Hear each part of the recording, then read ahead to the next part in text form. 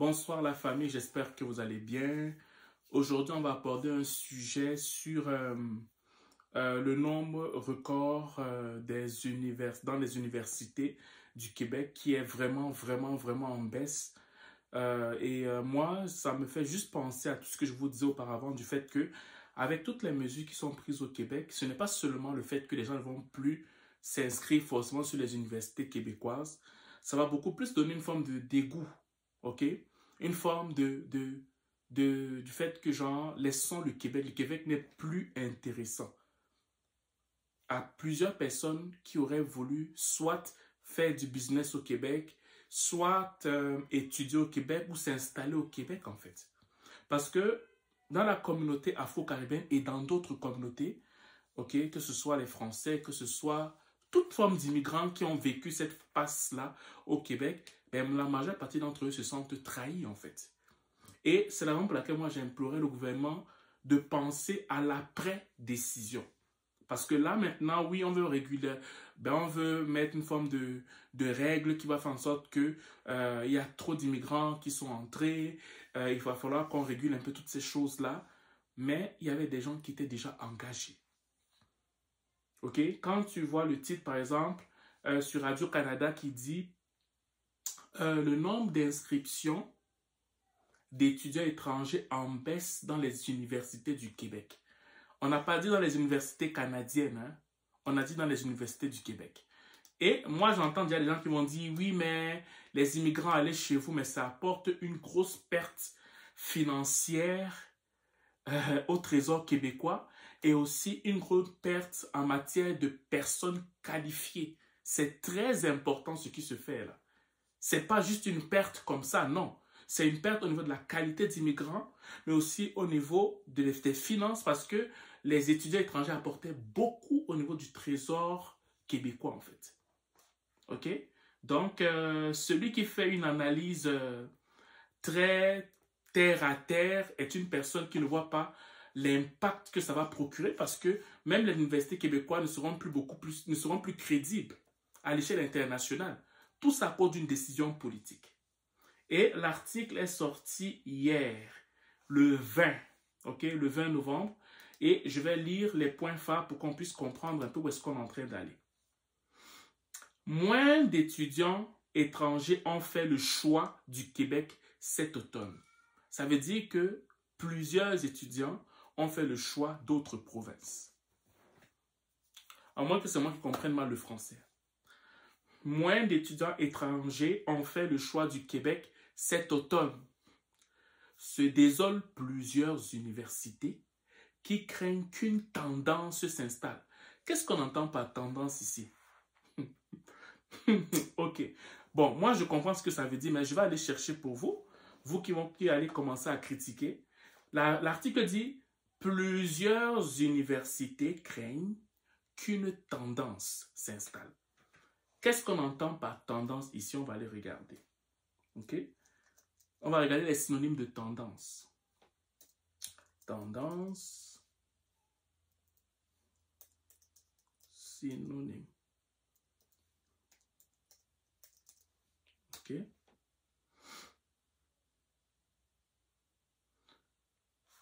Quel est le synonyme de tendance?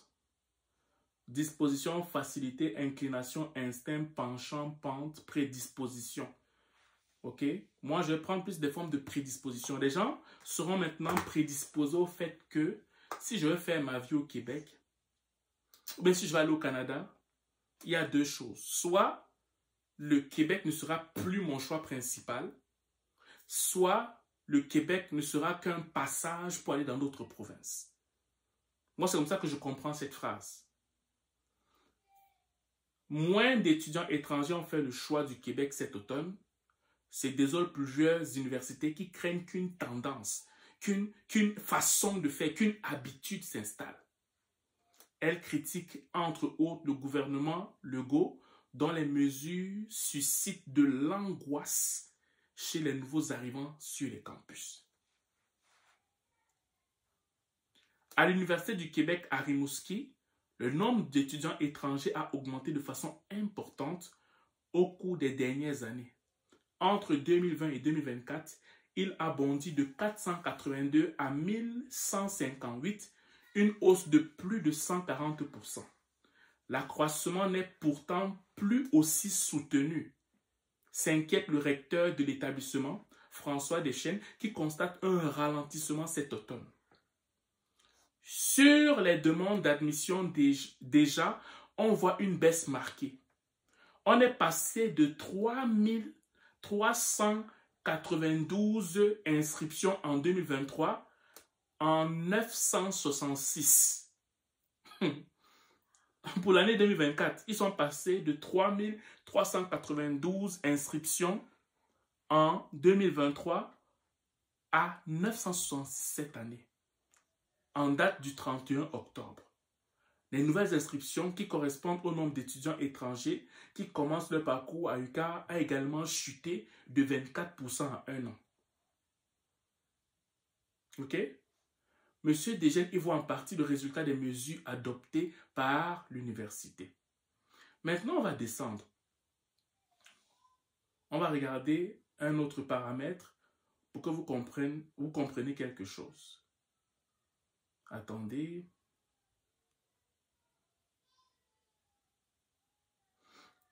Voilà. Attendez, excusez-moi.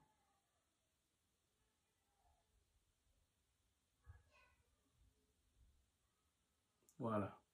Maintenant, on dit, c'est selon le recteur, hein, il dit, les annonces du gouvernement Legault telles que le gel de l'immigration permanente et le projet de la loi 74 pour limiter le nombre d'étudiants étrangers admis au Québec ont produit leur effet.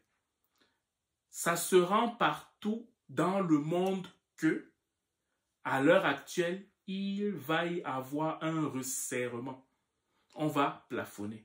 Donc, ça crée de l'incertitude chez les personnes qui souhaitent venir étudier. Pour ces personnes-là, ça peut influencer leurs décisions. Ce constat est partagé par d'autres établissements qui observent, elles aussi, une chute du nombre de nouvelles inscriptions d'étudiants étrangers. À l'Université Laval, par exemple, la baisse est de 21%. Les nombreuses annonces gouvernementales des derniers mois sur l'immigration sèment de l'inquiétude au sein de notre communauté étudiante. On peut s'attendre à ce que les universités québécoises soient perçues comme moins attractives dans les pays où nous recrutons.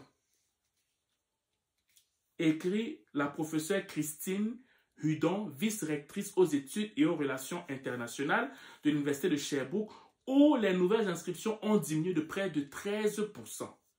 Il faut dire cependant que le nombre d'étudiants internationaux était plus élevé qu'à l'habitude en 2023-2024, notamment parce que le gouvernement du Québec avait alors annoncé un programme permettant aux étudiants internationaux de plusieurs programmes de payer les mêmes droits de scolarité que les Québécois. Poursuit-elle, nous avions alors eu un nombre record de demandes d'admission. Nous sommes inquiets que cette tendance se poursuive. Comme je le disais, cette tendance se poursuive, cette habitude se poursuit, cette façon de faire se poursuive. Répond quant à elle la porte-parole de l'Université de Laval, Université de Montréal, Geneviève Omeara, qui constate une diminution de 11% cet automne. La situation fait dire aux recteurs de cette université, qui sont venus témoigner à l'Assemblée nationale au début du mois, que le projet de la loi 74 du ministère de l'Immigration, Jean-François Roberge, ne devrait pas s'appliquer à leurs établissements. On vous demande de cesser d'associer les étudiants internationaux à un problème. C'est ce que les recteurs disent. On vous demande de cesser d'associer les étudiants internationaux à un problème, avait lancé le recteur de l'Université de Sherbrooke, Pierre Cossette. Le test législatif permettait au Québec d'imposer des plafonds au nombre maximum d'étudiants étrangers qui pourront être admis dans chaque établissement d'enseignement. On espère ne pas se retrouver dans une diminution qui pourrait être amplifiée par l'ajout de plafonds. Résume François Deschênes. La plupart des étudiants sont déboussolés. Parmi les nouveaux arrivants qui fréquentent le campus de l'UQAR à Rimouski, une forme d'inquiétude semble s'être déjà installée. le moratoire imposé jusqu'au 30 juin 2025 dans le programme de l'expérience québécoise volet diplômé empêche ceux qui termineront leurs études d'ici là de déposer une demande de résidence permanente. Pendant ce temps-là, qu'est-ce qu'on fait? Demande Rachid, étudiant la maîtrise en gestion de projet. Ça crée une angoisse, ça crée du mécontentement. Donc, je vais arrêter là parce que c'est quand même assez long. Je voudrais juste qu'on comprenne une chose, c'est que, par exemple, je prends un dernier cas pour que vous compreniez. Ce sont des gens qui ont tout misé sur le Québec. On a eu le choix d'aller en France, on a eu le choix d'aller étudier aux États-Unis, on a eu le choix d'aller étudier au Mexique, un peu partout, mais on a choisi le Canada parce que c'est un pays francophone. OK? Fait que c'est ça qui frustre. C'est pas forcément le fait que on diminue ou qu'il y ait des lois qui sont votées. Non, c'est que les gens ont eu le choix d'aller ailleurs. Mais quand les lois ont été votées pour attirer les étudiants, ben, ils ont dit que bon, parmi tous les choix que nous avons, on préfère investir ce montant pour s'instruire ou pour avoir un futur dans ce monde, ok, ben, au Québec. Et étant au Québec, les lois changent. Et ça les met dans des situations très bizarres, en fait. Donc, moi, je voulais juste qu'on lise cet article que j'ai trouvé intéressant pour que le gouvernement se rende compte qu'en fait, que vraiment, moi, comme je le répète encore, l'image du Québec va se ternir. Quand moi, je regarde comment les choses vont, en fait, moi, ma crainte, c'est que le Québec devienne simplement une place où les gens viennent, peut-être, admettons que les lois changent avec le temps. Moi, ma crainte, c'est que le Québec devienne, avec le temps, une place où les gens ne restent pas. C'est du genre qu'ils étudient et ils s'en vont. Ça veut dire qu'on ne retient pas les travailleurs. On ne retient pas les étudiants. On ne retient pas cette matière grise qu'on a formée au Québec. Moi, c'est ça que je crains à cause de la réputation que le Québec se fait auprès des immigrants. Ceux qui n'ont pas la projection, ne voient pas plus loin que le bout de leur nez, vont se dire, oui, on s'en calisse des immigrants. Non, mais c'est très important. Pourquoi? Parce que les autres provinces vont en bénéficier. Le Québec ne peut pas former les gens et les autres provinces en bénéficient. Moi, je ne suis pas d'accord avec ça. Donc, j'espère qu'il y aura une loi qui va pouvoir trouver ce juste milieu où il n'y a pas beaucoup d'immigrants qui empêchent le Québec de tourner, mais aussi contre un juste milieu pour pouvoir mettre à l'aise ceux qui décident de s'installer au Québec. Pourquoi? Parce que ça risque de créer quelque chose qu'on ne souhaitait pas, à savoir le dégoût de rester au Québec. Moi, c'est ça que en fait, c'est ça qui m'embête, en fait. Le dégoût de rester. Moi, c'est ça que je ne veux pas.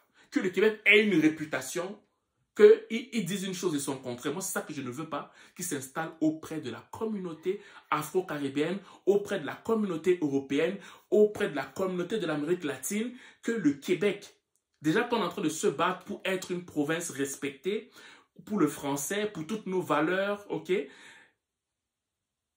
Mais c'est les autres provinces qui en bénéficieront. Ce qu'on ne veut pas, en fait. Voilà. Donc, moi, c'est ce que je voulais vous transmettre comme message. Et j'espère que tous les étudiants qui sont venus au Québec et qui n'ont pas pu avoir ce qu'ils voulaient ont trouvé une autre solution. Malheureusement, qui n'est pas au Québec. Et j'espère aussi que le gouvernement québécois va pouvoir trouver un juste milieu afin que les étudiants qui se sont déjà engagés ici puissent trouver leur partie, en fait. OK? Voilà. Sur ce, je vous souhaite de passer une excellente journée, une excellente soirée, dépendant du lieu où vous m'écoutez. Ciao.